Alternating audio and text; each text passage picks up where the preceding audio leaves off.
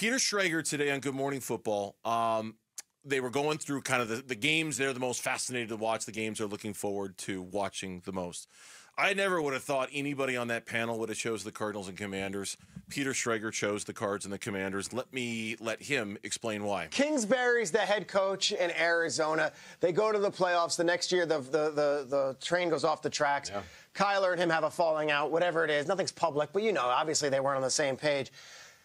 Kingsbury now has a new toy in Jaden Daniels, and it's everything that like Kyler was supposed to be, and it was supposed to be everything that we're going to pour ourselves into, and yet he's using pieces of Kyler's offense, Mahomes' offense, and even what they did with Caleb Williams at USC last year. What about some old Johnny Manziel? Into it. Even Johnny when he was at Texas A&M. I think this is fascinating. This is what could have been the Kingsbury and Kyler thing that came out of the gate so hot versus what it is now, which we're already crowning Jaden Daniels. What a fun game that I don't think anyone in America circled back in May when the schedules came out. This might be my favorite game of the week. I think the Cardinals and Commanders are going to be fun. Let's combine that with what Kliff said yesterday when asked about Kyler and his relationship with Kyler. Yeah, it's been fun to watch him. The end of last year, I thought you could see the confidence getting back in the knee, and he made a bunch of big plays, played really well, and he's played great this season.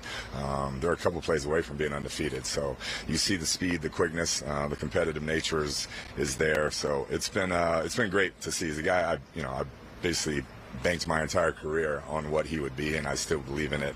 And it's cool to see him playing as well as he is. It's been great to see the guy I basically banked my entire career on what he would be, and I still believe in it, close quote.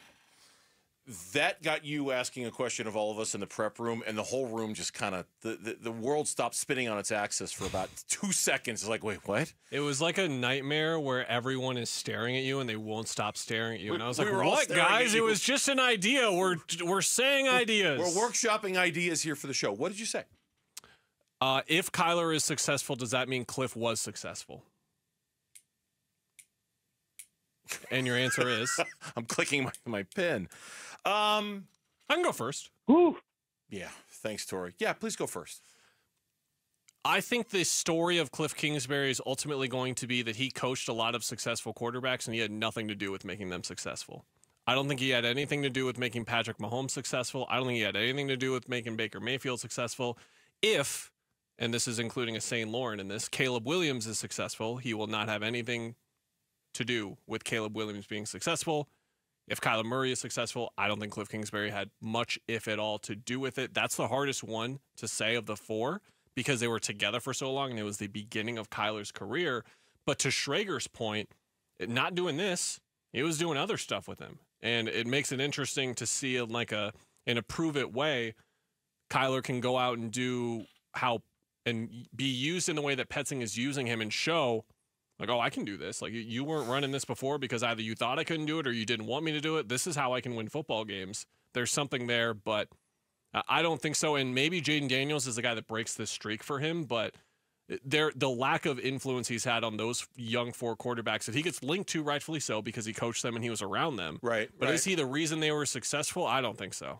I think I'm listening to your answer, and I'm thinking to myself that if I thought that Kyler Murray wasn't successful under Kliff, then I would say the answer is no. But I do think there was some degree of success for Kyler under Kliff.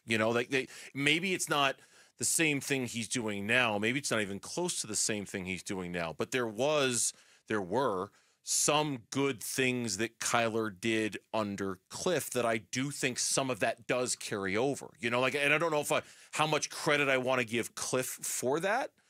But it's not like Drew Petzing and Jonathan Gannon came in and clean slated the entire operation, zeroed out the counter, and said, it starts over today. We're building a brand new quarterback with Kyler. There were inherently some things that he did under Kliff that transferred over, that Kliff at least has some small claim of responsibility to, I think. Yeah. So I think to me the answer is a barely yes, but it is a yes that Kliff can claim some victory in Kyler becoming if he does become a great quarterback in this league, that he can. I think to me, and you just hit on it a second ago, the really interesting part of this whole Kliff-Kyler dynamic is here is Kliff and Kyler, and Kliff is coaching Kyler a certain way.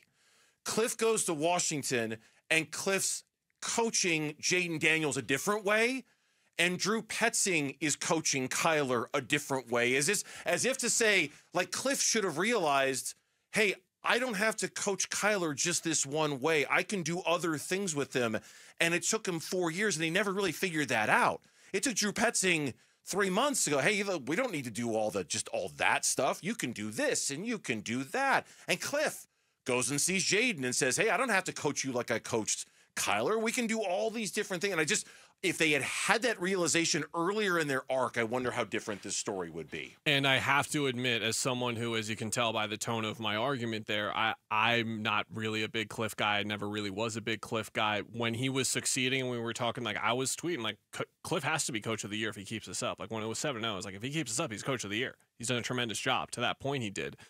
I'm really curious to see over the next 2 to 3 years if this is indeed Kliff Kingsbury growing and being comfortable as an offensive coordinator, because instead of it taking the whole year for him to figure out, like, oh, Jaden Daniels throws a sick deep ball, I have Terry McLaurin, I should probably throw it vertical a little bit. They did that in week 3, and it led to great results. Are they going to continue to do that? Are they continue to maximize their talent? Because this is the way to maximize Kyler. The way to maximize Jaden Daniels is to let him air that thing out, because he throws a beautiful deep ball. He did to Malik Neighbors and Thomas all year long at LSU. So you let him air it out, and you let him work through the intermediate game as well, which is more of what they did on Monday Night Football, but he had those big misses. Well, I was just so impressed by Daniels in that game that it's hard for me to work the balance and how much of this is me being impressed with Kliff doing this and how much of this is me being impressed with his kid doing it. And a lot of that is going to play into Sunday. Like, if they just dominate time possession, Kyler plays a really efficient game, makes a couple of plays, there's going to be a little bit of, like, see what I can do. There has to be. Sure. Oh, like a little bit of Kyler saying to Kliff, hey, you didn't think I was capable of being this type of quarterback. Watch this. Watch me be the type of quarterback that you never really coached me to be. Second and 3 under center play action 65-yard bomb to Marvin Harrison Jr. Does he not look over at Kliff for a half second just to be like, as if to say, hey, how come we didn't do that? How come we didn't do that when you were here? Hey. Yeah, it's a fascinating conversation, and I think there are 2 other things real quick to bring up. Number 1, the conversation you brought up yesterday of Kliff and how his teams tend to fade. I think that's something that demands you keep an eye on over the course of the season, because that is very much a Kliff thing. And number 2, if there is sustained success coaching Jaden Daniels, does he feel the pull to be a head coach again in this league, or does he know his lane?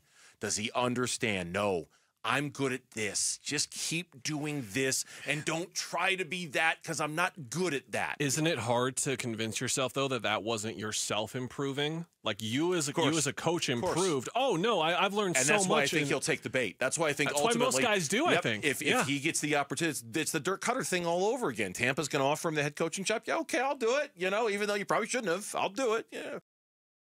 Thanks for watching Burns and Gambo. Click to see more from the guys and hit the button in the middle to subscribe so you never miss a video from Arizona sports.